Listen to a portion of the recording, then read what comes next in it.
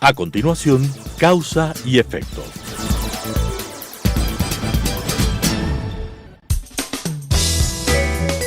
Clasificación B, bajo supervisión de un adulto.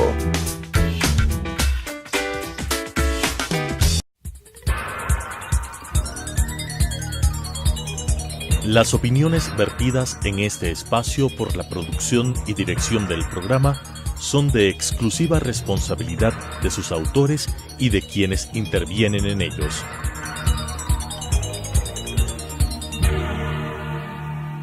Telesucesos Canal 29 UHF presenta Causa y Efecto. Los efectos en política y economía analizados desde su causa, con la conducción de Diego Ordóñez.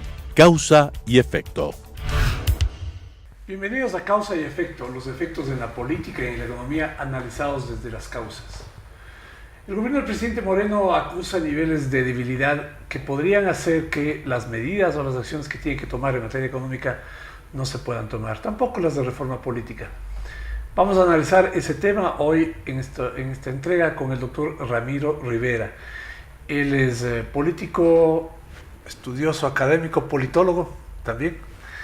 Y queremos conversar con él a propósito de este escenario que se ha dibujado en este último periodo respecto a la política y a cómo el gobierno del presidente Moreno se desempeña en este escenario.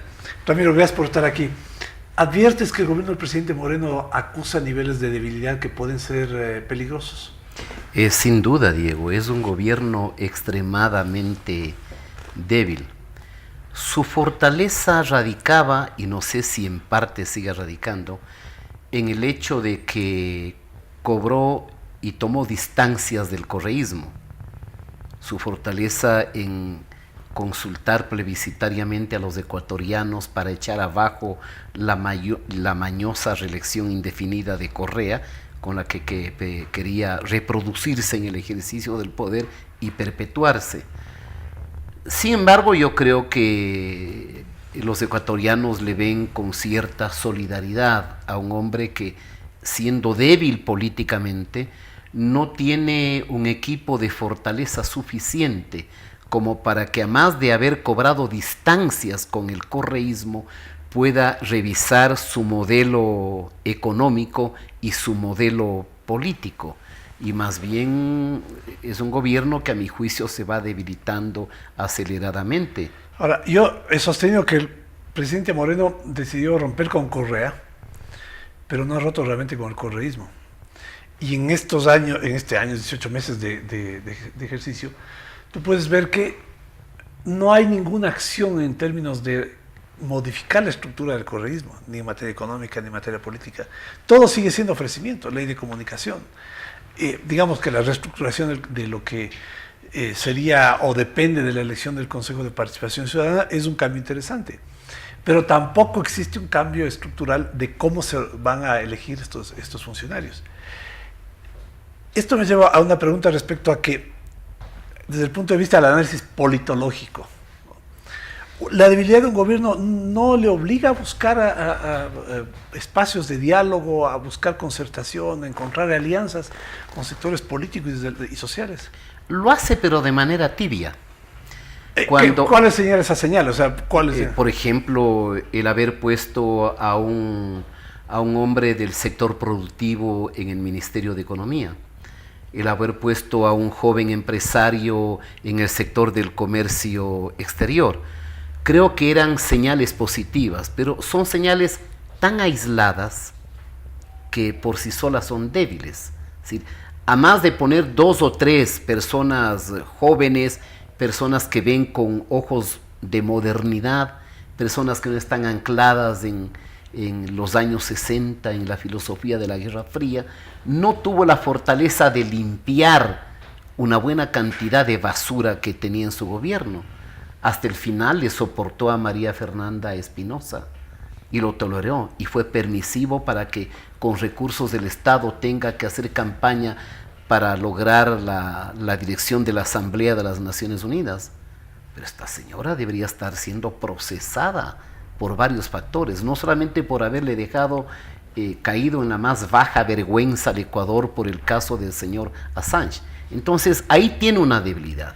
Pero quizá la debilidad del gobierno está en su partida de nacimiento, porque este gobierno viene del núcleo central del correísmo. O sea, nadie puede ignorar que a pesar de que al presidente Moreno se le puede reconocer, aplaudir y diferenciar con el otro, fue al fin y al cabo 6 años vicepresidente de Correa. Y cuando ganan las elecciones, acuérdate tú, Diego, que puso en todas las funciones a todos los correístas, aún a los más enfermos correístas, como el señor Patiño, el señor Hernández y otro tipo de ejemplares. Otros, ¿no?, parecidos. Así es. Pero te decía las alianzas, ¿no? Más allá de estos nombres que tú mencionas, tú bien haces en señalar, lo que hay es nombres, no alianzas, en el sentido de que no hay atrás de eso una estructura de pensamiento, un proyecto, digamos. Es que yo creo que el gran problema también del presidente y de su círculo íntimo es este arrastre que traen de ideologismo. Entonces, se consideran la izquierda, siguen considerándose los socialistas, no de los corruptos, pero los socialistas, a sabiendas de que saben que el socialismo es una quimera, un fracaso y una ruina, y son incapaces de poder reconcebir la democracia en términos de una composición plural. Yo no me olvido, quizá por mi formación en política y en sociología, que cuando el presidente Moreno gana la segunda vuelta, digamos, gana dudosamente, diríamos, ¿no? Porque fue cuestionado. Bueno, Correa ha dicho que él le hizo presidente. Las primeras, bueno, Correa porque se cree dueño del mundo, ¿no? Dueño del Ecuador, tiene un sentido propietarista de todo, ¿no? Sí. No hay expresión de Correa donde diga mi presupuesto, mi Estado, mi economía, mi obra, ¿no? Claro. Pero en la intervención que hace en la tarima de las Shiris, Lenín Moreno tuvo una frase que a mí me impactó. Dijo, no hemos ganado solo una elección, pero no hemos ganado la hegemonía de la que habla Gramsci. Claro, probablemente gran parte de los televidentes no van a tener idea de qué es Gramsci. Claro, pero Gramsci fue, como tú sabes, un político comunista perseguido por el fascismo, estuvo más de un cuarto de siglo en la cárcel y era el de la teoría de la hegemonía. O sea, la idea es que si hay hegemonía de la oligarquía, tiene que haber hegemonía del nuevo bloque histórico, que es lo que repetía el señor Van der Falconi, creo. Acuérdate, un señor que decía que había que cambiar el salud y no decir buenos días, sino había que decir buen vivir. Buen vivir, ¿no? O del señor que creía que si alguien se casa con alguien con cierto dinero, reproducía el capitalismo. Control cultural, cambio cultural. Entonces, es un equipo que trae todavía una atávica enfermedad de prejuicios ideológicos, para los que todavía no es posible concebir que una democracia liberal, una democracia republicana, implica acuerdos y consensos, implica dialogar, implica hacer renunciamientos, implica hacer concesiones. El propio Correa decía que el consenso era una idea burguesa, de que garantizaba el statu quo, porque la filosofía de ellos era el poder omnipotente y todopoderoso de la ideología, de la verdad oficial, del partido único y el resto que obedezcan. Y si no obedezcan, ya van a ver lo que les va a pasar. Pero Moreno, cuando habló del diálogo, te hablo hace más de un año, él empezó diciendo con la derecha ni a la esquina. Exactamente, porque me parece que todavía ahí hay una especie de ceguera de no comprender que estas famosas etiquetas de derecha o izquierda son etiquetas superadas. Demos un ejemplo. Pero, la preservación del medio ambiente, ¿será de derecha o de izquierda? Bueno, si alguien me dice de izquierda y le repregunto, ¿y cómo la China es la que más destruye el ambiente en el planeta? O el control de la inflación, o la lucha contra la corrupción, o la transparencia. No es de derecha o izquierda. Son políticas saludables, sanas, que si uno las practica, permite que un país se enrumbe por un camino de fecundidad y de crecimiento económico. Pero no obstante, si hay diferencias, digamos, ideológicas, yo concuerdo contigo que esta definición de derecha e izquierda es bien decimonónica, digamos, ¿no? Más antigua. Se origina en la Revolución Francesa, ¿no? Pero digamos que tenía vigencia hace muchos años en el análisis de lo político, pero digamos que hay diferencias, ¿no? Tú mencionas, hay socialistas, hay liberales, hay gente que cree en el mercado, hay gente que cree en el Estado. De todas maneras hay que buscar un punto de encuentro, ¿no? Eso pasó en España. ¿Cómo se lograba la transición claro, si no hubiese consenso? Pero España lo logró luego de 30 o 40 años de franquismo, luego de una guerra civil. Primero una guerra civil y luego la larga etapa del franquismo. Y el secreto de los españoles fue un poco decir, vea, no nos vamos a olvidar del pasado, pero no vamos a ver el presente ni el futuro solamente con el retrovisor del pasado. La venganza, la nostalgia, el saldar cuentas del pasado no tiene sentido. Fue posible un acuerdo en el que pudieron concebir un modelo de apertura democrática y un modelo de constitución democrática. La constitución española, yo no sé, tiene menos de 200 artículos y ha tenido dos reformas. Ha tenido una reforma que fue impuesta por la Unión Europea, y la otra reforma del tope del 3% del gasto en relación al PIB. Dos reformas impuestas por la Unión Europea. En 40 Pero ahí años. tienes una constitución que funciona. Y además fue resultado luego del muerto Franco,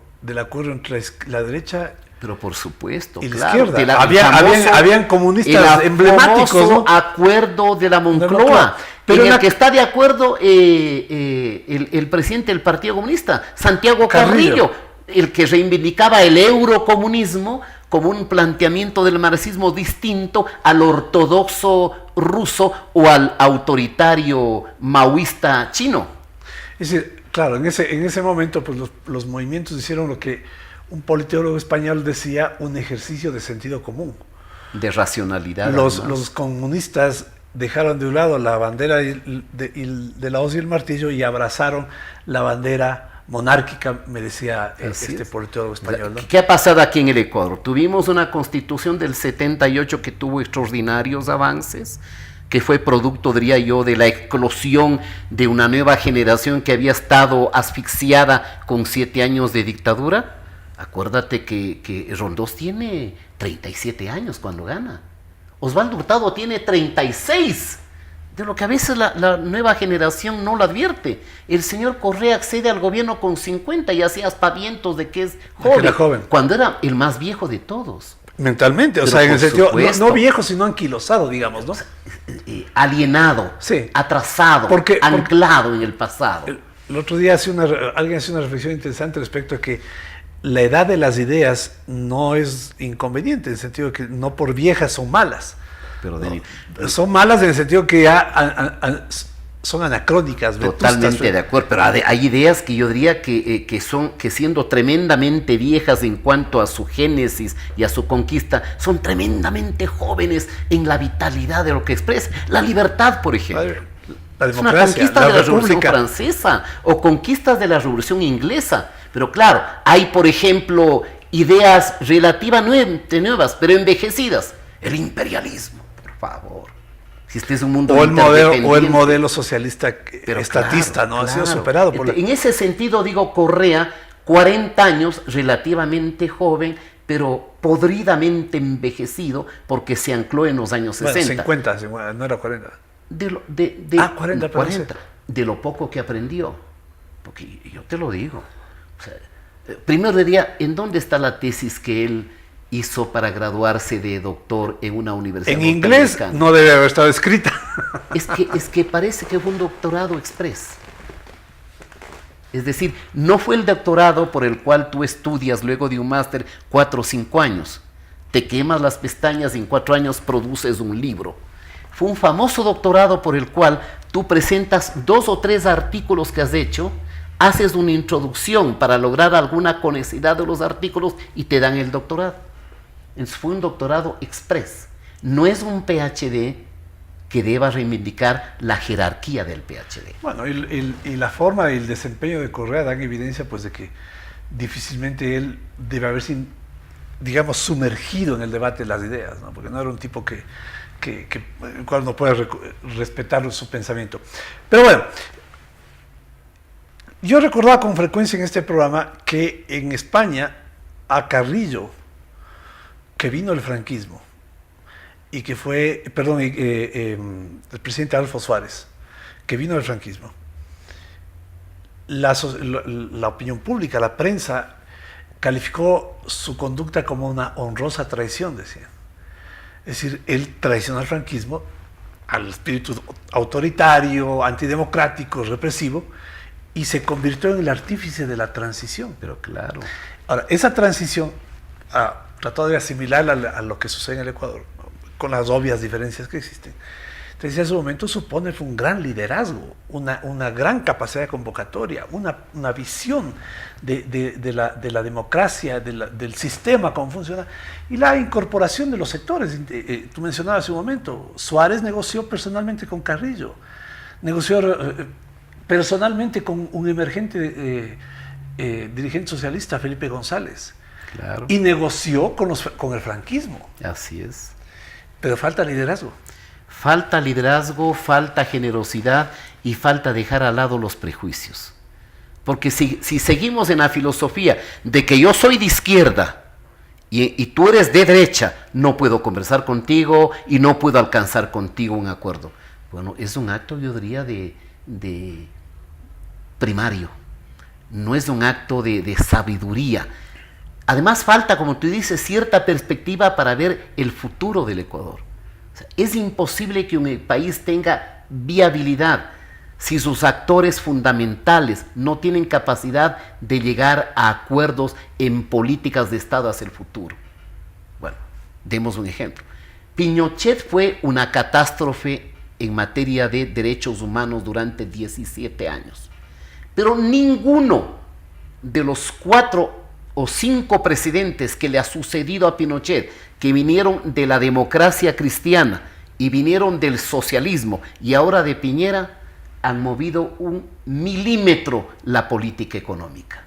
Y gran parte de la prosperidad le debe a Chile al hecho de que esas políticas económicas se han transformado en políticas de Estado permanentes. No importa que esté Bachelet, no importa que esté Lagos del socialismo, no importa que venga Frei Ruiz Tagle de la democracia cristiana o Piñera de la derecha. Lo que importa es que todos ellos dan continuidad a esa política que le ha permitido a Chile tener estabilidad y prosperidad. Eso es lucidez de liderazgo, ¿no? Yo tuve oportunidad una vez de conversar con el presidente Elwin y le preguntaba cuál fue la clave del momento de la transición de la salida de Pinochet hacia el sistema democrático, ¿no? Y Elwin me decía, ¿cuál fue la clave? La lucidez del liderazgo político, ¿no? Claro. Y la lucidez probablemente a los chilenos, bueno, que son un pueblo distinto al ecuatoriano, una clase dirigente mucho más formada, mucho más capacitada, mucho más élites madura, más lúcidas, pero ¿no? por supuesto, élites políticas y empresariales. Y empresariales mucho Claro. más lúcidas, Pero con claro, ideas en la cabeza, ¿no? Pero Chile tuvo que soportar 17 años de sangre y terror, ¿no? Pero deberíamos Y tratar de lo aprender fatídico es que el Ecuador ha tenido 10 años de intolerancia. Ahora por fin todos advierten 10 años de corrupción y parecería que todavía no entendemos. Tú ves famosas figuras del socialismo del siglo XXI que unos renegaron de Correa y otros siguen siendo correístas compareciendo en televisión para darnos todavía lecciones de democracia. O sea, por favor. Y exigiendo combate a la corrupción. Pero por favor. Entonces Es yo un creo nivel de cinismo que espanta, ¿no? Hay un cinismo y una desvergüenza que provoca náusea, que provoca ira. Ahora, el presidente Moreno, no obstante, ha dicho que él no con la derecha no conversa. Se nota que hay un acuerdo con el Partido Social Cristiano. Pongámonos ya en el nivel de la realidad cotidiana en el Ecuador. A mí me parece que hay un acuerdo con el Partido Social Cristiano que no se vuelve explícito, se nota en las acciones, y bastante gente nueva en el gobierno, digamos en áreas importantes como petróleo o energía, personas cercanas a esta organización política, ¿no? Bueno, de eso no estoy seguro, o sea, no, de eso no estoy seguro. Más bien me apena que en el Parlamento, en la función legislativa, no haya capacidad de entendimiento entre, digamos, el morenismo, más el Partido Social Cristiano, más Creo, y no sé si menos suma, no sé si eso suma o no suma, pero algo de suma, pero en función de una reforma legal que permita enterrar parte del autoritarismo de Correa y reconstruir la institucionalidad. Porque ¿cuál fue el problema de Correa? Muy parecido a los efectos que tiene un terremoto. Un terremoto de 5, 6 o 7 grados en la escala que sea, digamos en la escala Richter, ya, termina devastando y destruyendo todo. Tuvimos un terremoto 10 años. De un tipo encargado todos los días, primero a una prédica de odio y de resentimiento social, todos los días dedicados a robar, un régimen de una banda de bandidos que lo que hizo es erigir su propia legalidad, como lo hizo el fascismo o como lo hizo el nazismo. Y sí me preocupa y yo digo, me da pena que las élites que hoy tienen cierto nivel de representación no sean capaces para ponerse de acuerdo, primero, en destruir la legalidad correísta. Por ejemplo, la ley de comunicación. Bueno, eso, a ese punto que ya que tú mencionas, quería llegar. Yo no entiendo por qué un hombre de la influencia política como el alcalde de Nebot no empuja que esa ley sea derogada. Y Moreno va a un ritmo que tampoco es compatible con la necesidad de eliminar esa mordaza contra la libertad de expresión. No obstante que podemos advertir que Moreno tiene una actitud más abierta, más flexible. Pero está la ley ahí. Y la ley no solamente ataca los contenidos, intenta controlar los contenidos, también controla los negocios de los medios de comunicación. Pero por supuesto. Entonces tiene una doble implicación. Pero por que no supuesto. Porque a veces sí me da la sospecha de que más bien puede servir en determinado momento para poner, digamos, entre comillas, en vereda a la prensa, porque no se elimina esa ley. Sí, podría ser, ¿no? Es un instrumento que es peligroso, es un instrumento peligroso. Es como que tú dejes en la sala o en la cocina de tu casa un revólver. Puede haber alguien enfermo que utilice ese revólver o un niño que se pegue un tiro o hiera un segundo. Entonces la ley fue un instrumento propicio para el afianzamiento y la reproducción del esquema autoritario de Correa y que tiene preceptos que tiene que enterrarse. O sea, creer que la información que desde la Revolución Inglesa de 1689 es una conquista de la libertad de expresión del mundo civilizado, que la información y la libre expresión tenga que ser un servicio público, es decir, prestado por el Estado, auditado por el Estado, controlado por el Estado, filtrado por el Estado. Pero es inaudito. Pero eso tuvimos. Y tuvimos una asamblea que lo hizo, una asamblea donde tenía absoluta hegemonía el señor Correa. ¿Y por qué tuvo hegemonía? Porque manipularon el sistema electoral. ¿Y qué han hecho hasta ahora? Nada. Es decir, en las elecciones de marzo del 2019, ya veremos, máximo 2 partidos tendrán el 80 o 90% de la representación. O las locuras de creer este famoso adefesio del Consejo de Participación Ciudadana. Ya vamos a ver el parto de los montes el 24 de marzo. ¿Quiénes salen elegidos en el Consejo de Participación Ciudadana? No descartes, Diego, que se han elegido gente camuflada a escondidas del propio Correato. No tiene sentido, es contrario a las normas de una república el que los altos puestos en la administración del Estado sean electos por 9 personas en un cenáculo y no sea un tema que se debata públicamente, claro, que por último ese era el mecanismo anterior, claro, que se discutía en la Asamblea, en el Congreso. Era mucho más complicado tener un nombre que tenga el consenso de muchos más a tener un nombre que solo va a tener el apoyo de 9 encerrados en una oficina. Claro, y que pasa por el escrutinio de un parlamento diverso, plural, donde se controlan, donde se auditan. Yo creo que hay que regresar a ese sistema. Pero obviamente hay que mejorar ese sistema. Probablemente habrá que poner mayorías agravadas, es decir, mayorías más calificadas, 2/3 partes. Habrá que poner que el partido no menciona a uno solo, sino una terna de los mejores, para que realmente sea un filtro. Porque ese es el sistema que siguen todas las democracias occidentales. Tal vez sí poner el requisito de oposición, ¿no? Yo creo que sí. Porque esto de que haya gente que vaya y pues presente objeciones a los nombres. Presente a veces documentadamente objeciones. Entonces me parece un claro, y como eso no había, ¿no? O como el Consejo de Participación era cooptado por Correa, ahí pasaba cantidad de delincuentes y cantidad de mediocres a todas las funciones del Estado. Y gente inteligente, gente honesta, gente proba, gente decente, no se prestaba pues a la payasada de sus concursos. Tú tienes larga experiencia en el ejercicio de la política y en el estudio de la política. Con ese antecedente, ¿no te parece a ti que esta falta de decisión respecto a modificar la ley a eliminar la ley de comunicación, a cambiar el sistema electoral que tiene que ver con las franjas publicitarias, con la asignación de escaños, con la facilidad que existe ahora de crear movimientos locales que tienen representación nacional? No es gratuito, es decir, ¿no te parece a ti que detrás hay una evidencia que todas estas normas son inconvenientes si es que no soy el que las aprovecho o las sustituyo? Yo no sé si al presidente Moreno le esté pasando lo que pasó con el presidente Maguad. El presidente Moreno tiene un dilema de urgencias políticas, Diego, y un dilema de urgencias económicas. En el dilema de las urgencias económicas tiene que cambiar el modelo, pero no lo ha hecho, solo ha cambiado 1 o 2 personas de funcionarios. De lo que me dicen, el presidente Moreno consulta, no voy a decir los nombres por respeto, a más de un economista extraordinariamente capaz, a los que el señor Correa los decía peyorativamente los contadores, pero no tiene la frontalidad de decir puedo ponerle a este y al otro en un equipo económico con fortaleza, con capacidad para decir este va a ser el rumbo por el que vamos a partir, dar seguridad jurídica, apertura a la inversión. Tienes este momento algunos cambios de cosmética que desde la perspectiva parroquial tiene el aplauso del graderío.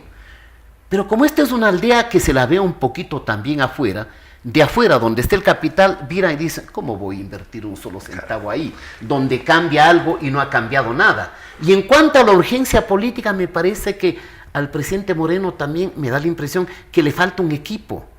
A veces veo como niños jugando a la política. Enfrentados a una mafia. A mí me daba una pena ver en la rueda de prensa antes de ayer, ¿no es cierto? Estamos miércoles, a esta señorita que fue de Alianza País también, asambleísta de Montecristi, que confeccionó el terno a la medida del presidente Correa, a alguien que trabajó en el correato y también a un tercero, sin poder explicarnos por qué permitieron que salga el señor Alvarado. Están niños jugando a la política, cuando se necesita gente con más coraje, gente con más voluntad para condenar y atacar al correísmo. Difícil que morenistas que fueron 10 años correístas se decidan a combatir al correísmo. Este es un momento donde el liderazgo es fundamental, donde la claridad y la perspectiva de lo que queremos en economía y en política conduzca diálogos y acuerdos que den sostenibilidad a esas necesarias transformaciones que el país necesita. Son temas sobre los cuales seguiremos conversando más adelante. Muchas gracias por haber estado con nosotros. Las opiniones vertidas en este espacio por la producción y dirección del programa son de exclusiva responsabilidad de sus autores y de quienes intervienen en ellos.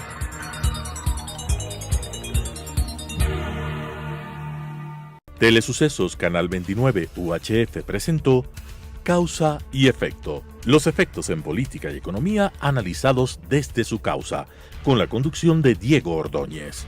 Causa y Efecto.